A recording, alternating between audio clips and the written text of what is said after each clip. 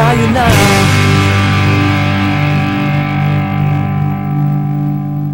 Mahalaga pala na gumawa ng bagong konstitusyon upang makasiguro tayo na mananatili ang kalayaan sa ating bansa. Alam ba ninyo na maraming value-added features ang ating bagong konstitusyon? Unang-una, bicameral na ito. Ano nga bang ibig sabihin ng bicameral? Merong mga gobyerno dito sa ibabaw ng lupa na iisa lamang ang Kongreso. Walang lower house, walang upper house. Basta National Assembly. At yun ang nagpapasa ng mga batas, nag-i-enact ng law.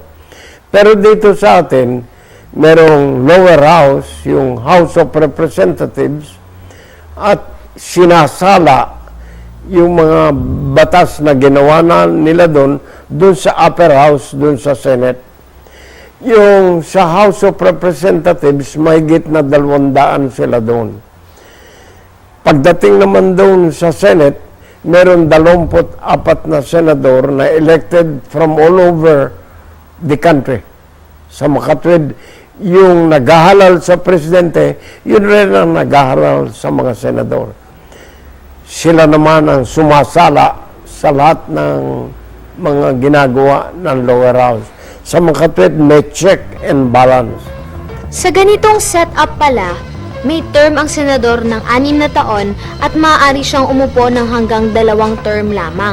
Samantala, ang mga kongresista ay may term na 3 taon at maaaring umupo sa posisyon sa loob ng 3 beses.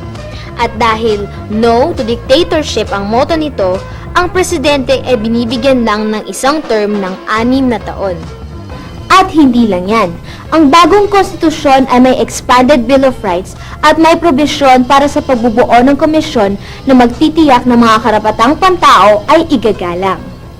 The Commission on Human Rights is the agency through which the aspirations of the nation towards protection of individual liberties and the enhancement of the human personality can be achieved. And during the martial law years, everyone was talking about human rights as something that was fundamental, even if there was no mention of human rights in our Constitution. So when the Filipino people had an opportunity to have their own Constitution, they ensured the inclusion of a special article on the Commission on Human Rights. At ang pinakamagandang katangian ng konstitusyong ito ay, ang martial law ay maaaring ipatupad ng Pangulo sa loob ng 60 araw lamang at ito ay kailangan pang aprubahan ng Kongreso. Impressed ang marami sa tinatawag na Freedom Constitution, kaya nang magplebisito noong May 1987, pinagtibay na nakararami ang bagong konstitusyon.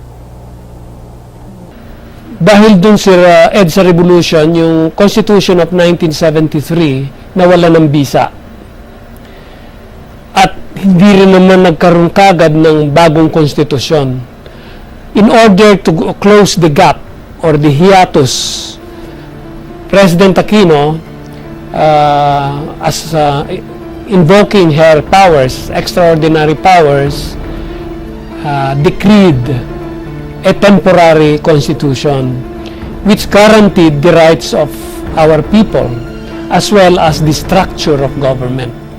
But that was only for a period of 1 year, as I said, because in February of 1987, a new constitution took effect. That constitution is still the same constitution we have up to now. Ang 1987 Constitution pala ang isa sa pinakamahalagang nagawa ng pamahalaan ni Presidente Aquino.